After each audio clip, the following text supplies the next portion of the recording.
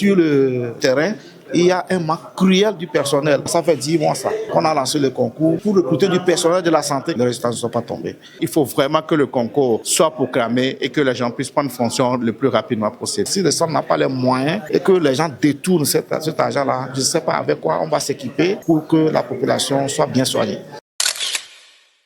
Face au concours de recrutement dont les résultats traînent et les millions détournés dans plusieurs centres hospitaliers publics, le syndicat national des praticiens hospitaliers du Togo tire une fois encore la sonnette d'alarme. Nous voulons que ces détournements cessent. Et donc, pour que ces détournements cessent, le CEFOT compte s'impliquer davantage dans la gestion dans les hôpitaux. À l'opposé des fonds qui disparaissent, les résultats du concours de recrutement devant soulager le personnel sanitaire sont toujours indisponibles. Plus de 10 mois que l'expectative dure et que l'État ne réagit pas. C'est l'État qui recrute le personnel et met à disposition des structures sanitaires à travers les ministères de la Santé et de la Fonction publique qui doit sortir les résultats du concours et mettre à disposition tout ce personnel, les 2235 agents prévus au profit des formations sanitaires. Et au Togo, la loi est claire. Pour entrer à la fonction publique, il faut passer par un concours. Il en va de même dans le secteur de la santé. Ailleurs, les gens sont recrutés directement dès la sortie parce qu'il y a des besoins constants en ressources humaines en santé. Cette sortie du sans faute se fait à la faveur du conseil syndical tenu ce jeudi 26 février au siège du syndicat. Plus d'une centaine de représentants venus des 6 régions sanitaires du Togo étaient au rendez-vous pour réfléchir sur les enjeux inhérents à l'engagement syndical ainsi qu'aux défis et perspectives.